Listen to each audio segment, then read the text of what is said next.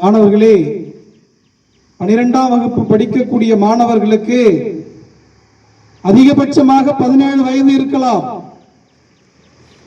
17 வயது கொண்ட மாணவர்களிடத்திலே அல்லது 6வது படிக்கக்கூடிய மாணவர் 10-11 வயதில் இருப்பார்.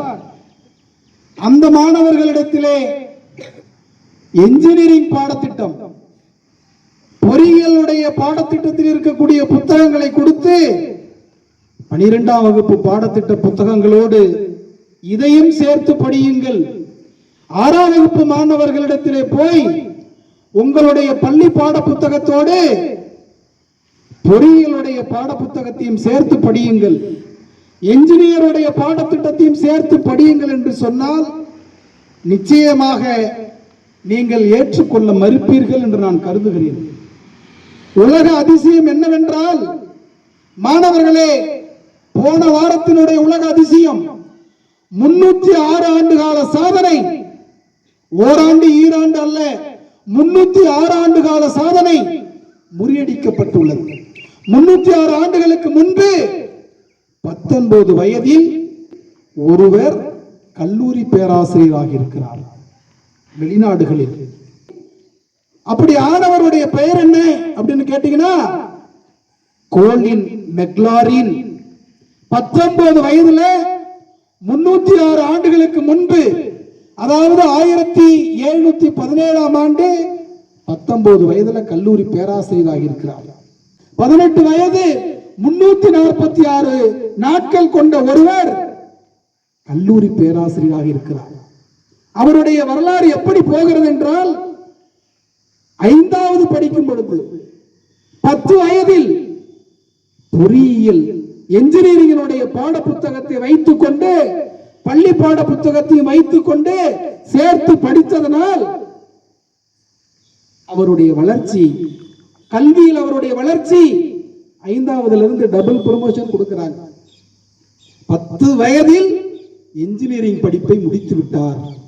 நினைத்து பாருங்கள், 5வது படிக்கக்கூடிய வயது, 6வது படிக்கக்கூடிய வயது, என்ஜினியரிங்கை முடித்து விட்டார்.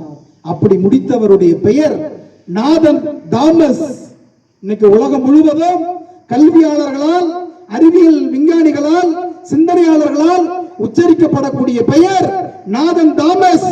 18 வயது 346 நாட்களில் என்ஜினியரிங் படிப்பை, பிஇ, எம்இ எல்லாவற்றையும் முடித்துவிட்டு அந்த கல்லூரியில் பேராசிரியராகிவிட்டார்.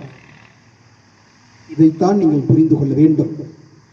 இந்த வயதில் இந்த பாட புத்தகத்தை தாண்டி நான் படித்திருக்கிறேன். இன்னைக்கு நான் PhD படிச்சுக்கிட்டு இருக்கிறேன், இதையும் முடித்து விடுவேன். இதே கல்லூரியில் நான் இப்பொழுது பேராசிரியராக இருக்கிறேன். கல்வி எனக்கு சுகமாக இருக்கிறது, மகிழ்ச்சியாக இருக்கிறது. அறிவால் நான் மகிழ்ச்சி அடைகிறேன், அறிவால் நான் உயர்வாக இருக்கிறேன் என்று நாதன் தாமஸ் சொல்லுகிறார். இப்ப அப்படியே நம்முடைய வாழ்க்கைக்கு, நம்முடைய படிப்புக்கு நீங்கள் இதை பொருத்தி பாருங்கள்.